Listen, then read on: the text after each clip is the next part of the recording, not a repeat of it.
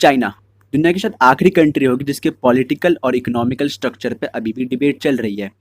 और आज की वीडियो में वही जानने की कोशिश करेंगे कि चाइना का पॉलिटिकल और इकोनॉमिकल स्ट्रक्चर कैसे वर्क करता है। So let's start.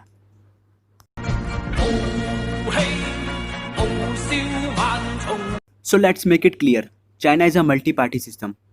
Communist party of China को छोड़ के वहाँ 8 और पार्टीज हैं जिनके नेम है revolutionary committee of China Kuomintang, China democratic league, China democratic national construction association, China association for promoting democracy, Chinese peasants and workers democratic party, China Zhigong party, Jiusan society, Taiwan democratic self government league.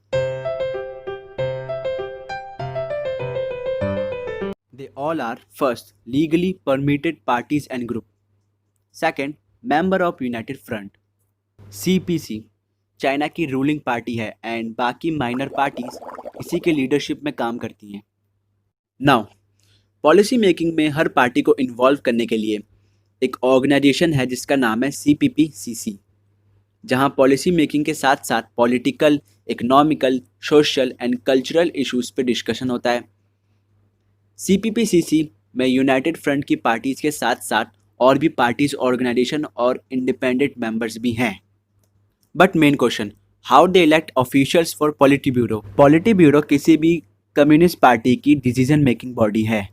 Remember one thing about China, they believe in meritocracy, जिसमें leaders का selection उनके talent, efforts and achievement के basis पे होता है। Means leadership rather than showmanship. Polity bureau के members central committee select करती है उनके performance, support, opinion surveys, internal evolution and various type of election के द्वारा। इस प्रोसीजर के बाद सेलेक्टेड कैंडिडेट पॉलिटी ब्यूरो के मेंबर बनते हैं। इस कॉम्प्लेक्स प्रोसीजर की वजह से CPC के लीडर्स ज़्यादा इफेक्टिवली वर्क करते हैं और पॉलिसी ज़्यादा इफेक्टिव होती हैं। बट ये सिर्फ हायर लेवल के लिए है, लोअर लेवल पे अभी भी डायरेक्ट डेमोक्रेसी है।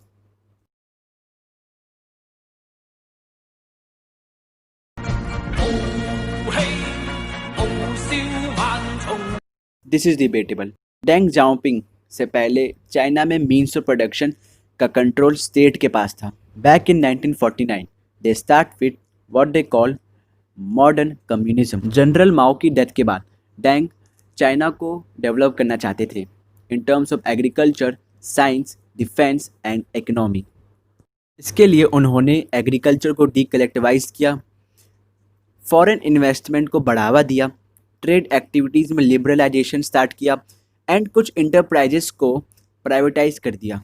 एंड रिमेंबर वन पॉइंट, ये सब करते वक्त डेंग जाओपिंग लेनिनिस्ट आइडियोलॉजी से अभी भी कमिटेड थे। देन 1992 में जियांग जेमिन ने इन सब रिफॉर्म्स और इस नई इकोनॉमिक प्लानिंग को एक नया नेम दिया था जो है सोशलिस्ट मार्केट इकोनॉमी। मींस ऐसा फ्री मार्केट जहां गवर्नमेंट एंटरप्राइजेस का ज़्यादा डोमिनेंस है। प्राइवेट सेक्टर्स पे अल्टीमेटली पॉलिटिकल पावर CPC का है एंड गवर्नमेंट ही सारी इकोनॉमिक प्लानिंग करती है। प्राइवेट सेक्टर्स चाइना के बढ़िया हैं ही, बट पब्लिक सेक्टर्स भी उतने ही बढ़िया हैं। According to 2015 report of Fortune, China की टॉप 12 कंपनीज गवर्नमेंट ओन्ड हैं। इनफैक्ट 2050 के ग्लोबल 500 के लिस्ट में 98 चाइनीज कंपनीज में से 76 गवर्नमेंट ओन्ड थी।